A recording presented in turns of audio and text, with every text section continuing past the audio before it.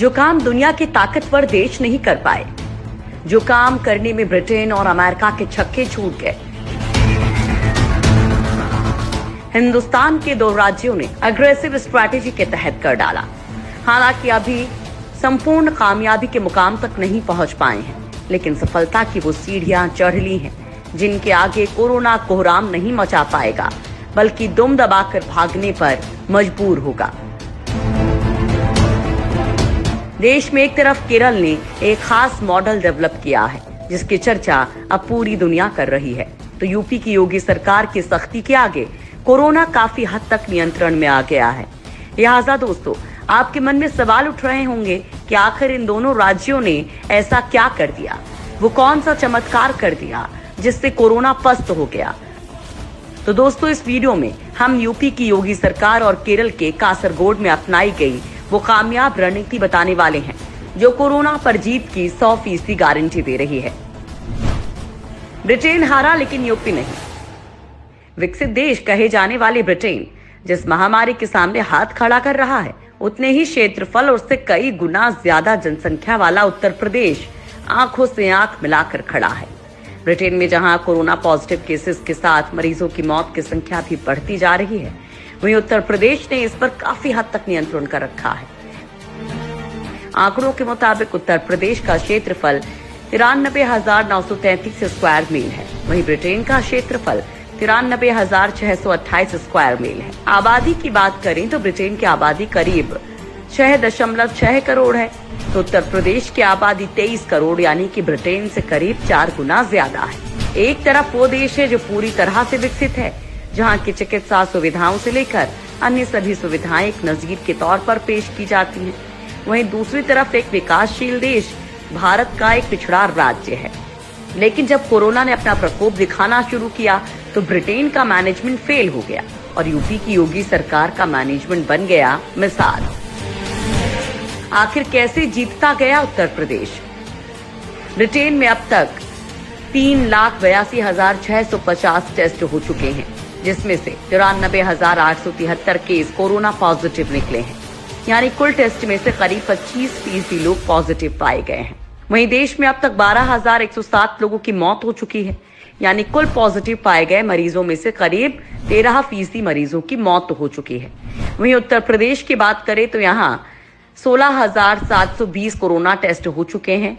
इनमें से 705 लोगों में कोरोना की पुष्टि हुई है, यानी कुल टेस्ट में से अब तक सिर्फ 4.2% लोग ही कोरोना पॉजिटिव निकले हैं। वहीं अब तक 8 लोगों की मौत हुई है, जो कि कुल मरीजों की संख्या का केवल 1% है। अभी तक के आंकड़ों के लिहाज से उत्तर प्रदेश में कोरोना काफी हद तक नियंत्रण में है। कोरोना के प्रकोप को नियंत्रित करने के लिए पीएम मोदी द्वारा लॉकडाउन का फैसला लिए जाने से पहले ही सीएम योगी ने बोल्ड फैसले लेने शुरू कर दिए थे। प्रदेश के कई हिस्सों में अलग अलग तरह से बयान लगाकर शुरुआत से ही कोरोना पर नियंत्रण बनाने का रास्ता तैयार कर लिया था। गेम चेंजर बनी योगी की स्पेशल 11। कोरोना की काट निकालने के लिए योगी सरकार ने टॉप ऑफिसर्स की 11 टीम बनाई, जिनकी सलाह पर गरीबों को सुविधाएं मिलनी शुरू हुई तो लॉकडाउन के नियमों की पालना ठीक से होने लगी। दूसरी ओर जरूरी सामानों की होम डिलीवरी से लेकर गरीबों के लिए बनाए गए कम्युनिटी किचन से खाना पहुंचाया गया। साथ ही यूपी के 15 जिलों के कोरोना वायरस हॉट स्पॉट को सील करने के बाद वहां किस तरह की व्यवस्थाएं की जाएं, साथ ही प्रदेश में भारत सरकार द्वारा जारी किए गए मोबाइल ऐप आरोग्य सेतु को मोबाइल में डाउनलोड करवाया ताकि निगरानी रखी जा सके। हालांकि इस मामले में जानकारों का कहना है कि यूपी में पुलिस की तगड़ी सख्ती ने सबसे बड़ा असर किया है, क्योंकि कोरोना पॉजिटिव मरीजों और उनसे संपर्क में आने वालों ने शुरुआत में नखरे दिखाए, लेकिन सख्ती के आगे सबने बातें माननी शुरू कर दी। कासरगोड मॉडल ने दिखाया कामयाबी वाला रास्ता। यूपी के बाद अब बात करते हैं केरल के कासरगोड जिले की, जो सिर्फ 3 हफ्ते में कोरोना से जीतने लगा है। उम्मीद जताई जा रही है कि अगले 1 महीने में कासरगोड कोरोना फ्री हो सकता है। यहाँ कोरोना वायरस के सबसे ज्यादा मामले सामने आए थे। मामले की गंभीरता को देखते हुए केरल के सीएम पिनराई विजयन ने 23 मार्च को आईपीएस विजय साखरे को कासरगोड का स्पेशल ऑफिसर नियुक्त किया और इसके बाद 3 सप्ताह बीतते बीतते कासरगोड जिला लोगों के लिए सुरक्षित बन गया। कासरगोड में 31 मार्च तक कोरोना से संक्रमित लोगों की संख्या 106 हो गई थी। 6 अप्रैल को संक्रमित लोगों की संख्या 164 थी और पिछले 7 दिनों में केवल 15 मामले सामने आए हैं। यहाँ संक्रमित लोगों में से 74 लोग ठीक हो चुके हैं। कोच्चि शहर के पुलिस कमिश्नर विजय सखारे के मुताबिक ये सब एक रणनीति के बदौलत हो पाया है। मूल रूप से ये रणनीति 3 कदमों पर आधारित है। स्टेप नंबर 1, आइसोलेशन और पुलिस पेट्रोलिंग।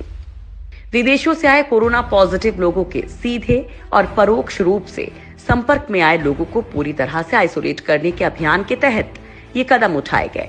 पहले कदम के तहत पुलिस व्यवस्था के पारंपरिक तरीके अपनाए गए। सड़क को बंद कर दिया गया, हर जगह गश्त बढ़ा दी गई। इस तरह हम लोगों को घरों से निकलने से रोकने में कामयाब रहे। स्टेप नंबर 2, डेटा कलेक्शन और इलाका सील। कासरगोड में दूसरे स्टेप के तहत सभी पॉजिटिव केसेस, होम क्वारंटाइन पर भेजे गए लोगों, दूसरे देशों से आए सभी लोगों और संक्रमित लोगों के सीधे या परोक्ष रूप से संपर्क में आए लोगों का लोकल लेवल पर डेटा कलेक्शन किया गया। इससे बहुत दिलचस्प तस्वीर उभरी क्योंकि सारे संक्रमित मामले कासरगोड के 5 थानों के तहत 7 इलाके से ही आए थे। लिहाजा इलाके की घेराबंदी कर दी, इलाके के सभी सड़कों को बंद कर दिया, यानी किसी को भी न जाने दिया गया न बाहर निकलने दिया गया। विदेश से आए जिन लोगों में संक्रमण की पुष्टि हुई उन लोगों ने अपने किन रिश्तेदारों, दोस्तों से मुलाकात की, इसकी भी सूची बनाई गई। स्टेप नंबर 3, घरों के बाहर पहरा और ड्रोन से निगरानी। तीसरे कदम के तहत पॉजिटिव लोगों के घरों के बाहर पहरा लगा दिया गया। प्रभावित लोगों के 10 से 12 घरों तक के लिए पुलिस को गश्त पर तैनात किया गया। संपर्क में आए लोगों की निगरानी के लिए ड्रोन का इस्तेमाल किया गया। कमिश्नर विजय सखारे ने बताया कि सीधे या परोक्ष रूप से संक्रमितों के संपर्क में आए 10,700 से ज्यादा लोगों के मोबाइल फोन में कोविड-19 के सेफ्टी ऐप भी डाउनलोड करवाए गए।